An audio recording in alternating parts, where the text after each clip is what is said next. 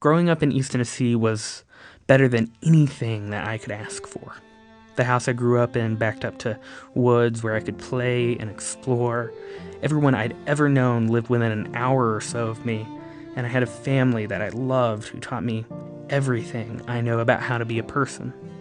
And that's where Manufactured Luck must have started. My name is Kevin Keck, and I am the writer and director of Manufactured Luck. I never knew my mom's dad, Jim Henry. I've known him only through the memories of others and the rare photos and mere seconds of film that survive of him and his small-town tobacco farm in Calhoun, Tennessee. Later, I would highlight this farm and highlight him in Manufactured Luck by using some of those photos in the film's opening sequence. But to me, these memories kickstarted my obsession with understanding people through their stories and looking for their humanity. That really intensified when my dad's dad, Glenn Keck, passed away. A restaurant owner and avid contester, he really was the inspiration for the character of Jim in Manufactured Luck. I wouldn't say that Manufactured Luck is in any way autobiographical, but he certainly inspired the character in more ways than one.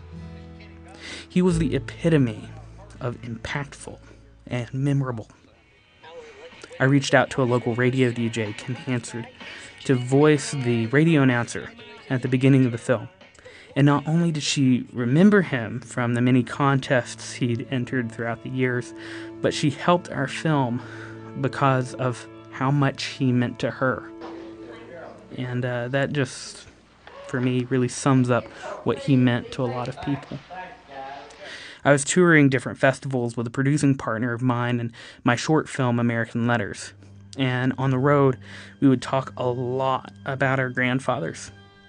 His had recently passed away. That got me thinking about the idea of legacy and what it meant to leave something behind. It was late in 2018 when I sat down to write that first draft of Manufactured Luck.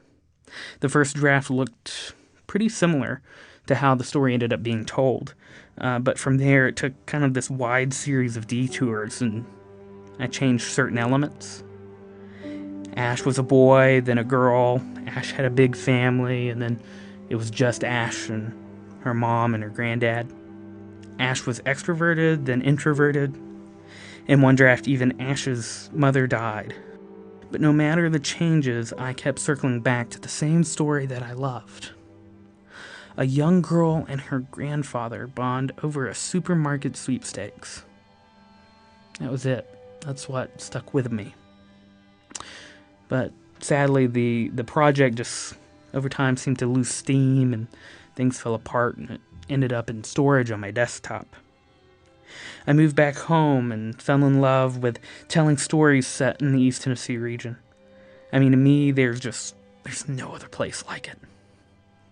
Knoxville is tucked away into the mountains, but it has become this storytelling and creative hub in so many ways, and music and art, even though The Simpsons did poke fun at it at one point in time. I hate this place! When Brandon and Adam expressed interest in working on a project in the fall of 2020, I knew I wanted to present something intimate and vulnerable, like the region I knew it was going to be set in. So we looked at a few scripts, but Manufactured Luck just seemed ready for this new life. Our crowdfunding campaign ended up being a great test of how this story would be received. And there was just so much love and support from the friends and the family and the community, even total strangers.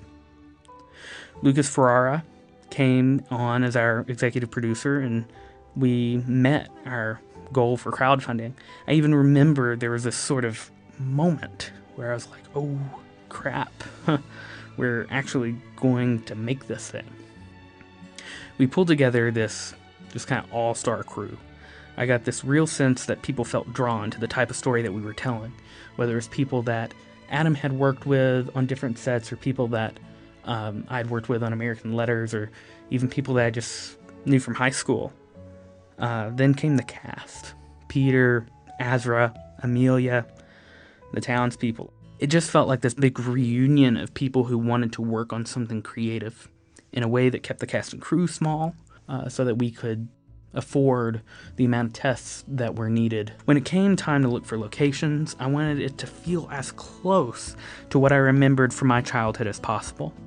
We found a house that reminded me a lot of my grandparents' house, and we were able to actually film at the restaurant where my grandparents met, which was this really cool honor to be able to bring this story to life in the places that had these real events that inspired the events of the film. 3 long 12-hour days later, and we came away with a film that captures the feeling that I felt in those conversations years earlier. Those memories. It was just really cool to see all that happen from the director's chair.